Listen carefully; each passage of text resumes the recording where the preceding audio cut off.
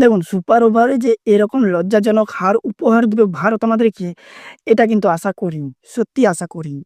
দেখুন rising star খেলা হচ্ছে আমরা সকলেই জানি। তো সেই খেলাতে একবার নয়, দুবার এরকম হারের সম্মুখীন হলাম। দুবার কেন বলছি?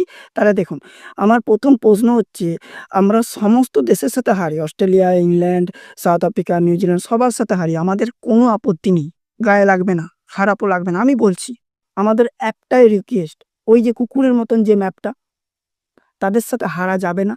আরেকটা হচ্ছে আমাদের পার্শ্ববর্তী দেশ, যারা লুঙ্গি পরে থাকে এবং কথায়, কথায় বলে ভারতকে উড়িয়ে দেবো, দিল্লি উড়িয়ে দেবো, কলকাতা দখল করে নেবো। কিন্তু তারা নিজেরা দুবেলা খেতে পায় না। আদানি যদি ইলেকট্রিক বন্ধ করে দেয়, পুরোটাই অন্ধকার হয়ে বসে থাকবে। এই দুটো দলের কাছে হার কোনোদিনই আমরা মেনে নিতে পারবো না। সে যাই হোক, লড়াই করে হলেও জিততে হবে। কিন্তু এই দুটো দলের সাথেই ভারত হেরেছে। সেমিফাইনালে ওঠার আগে পাকিস্তানের সাথে হেরেছে। আর আজকে সেমিফাইনাল 1 ছিল, তাও আবার বাংলাদেশের সাথে। যেখানে বাংলাদেশ ১ম এ ব্যাট করে ১৯৪ রান করে। হয়তো সুপার ওভার হতো না, তার আগেই ভারত হেরে যেত। কারণ ৬ বলে ১৬ রান দরকার। টি-20 খেলছো, ৬ বলে ১৬ রান করতে পারোনি। মানে এটা সত্যি লজ্জার ব্যাপার। হাতে আমাদের ৫ খানা উইকেট থাকা সত্ত্বেও আমরা এই ম্যাচ টাই করতে হয়। কারণ ১ম বল ১ রান, ২য় বলেও ১ রান, ৩ নম্বর বলে ৬, ৪ নম্বর বলে ৪, ৫ম বলে কিন্তু আউট। ষষ্ঠ বলটাতে ১ রান হয়। তাহলে ম্যাচ কিন্তু টাই হয় না। কিন্তু বাংলাদেশ একটা ভুল করে, ওভারথ্রো করে দেয়। সেখানে ২ রান নিয়ে ম্যাচটা টাই হয়। টাই হয়েছে, মনে খুশি এসছে, আমরা যেভাবেই হোক, কারণ আমাদের সবথেকে এই মুহূর্তে বিশ্বের সবথেকে খতরনাক ব্যাটসম্যান আছে ২ জন।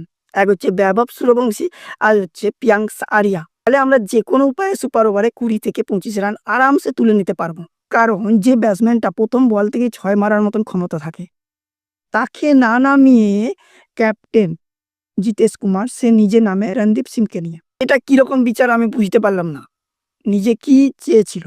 নিজে ধোনি হতে চেয়েছিল। এরকমই কিছু একটা হবে। হয় সে ধোনি হতে চেয়েছিল। সবাই ধোনি হতে পারে না। সেটাও বড় কথা নয়। বড় কথা হচ্ছে কোচ এরকম ডিসিশন এ কি করে সায় দিয়ে দিল?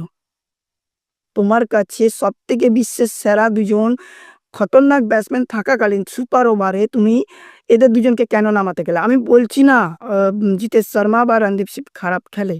আমি সেটা বলছি না। কিন্তু সুপার ওভারের মতন একটা ইম্পোর্টেন্ট জায়গা, ইম্পোর্টেন্ট ম্যাচ সেমিফাইনাল, সেই জায়গাতে তোমরা নামো। ১ম বলে জিতেশ শর্মা আউট।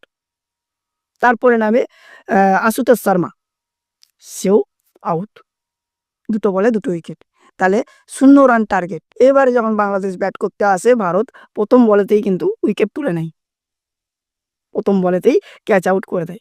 তাহলে কিন্তু করতে হবে ১ উইকেট।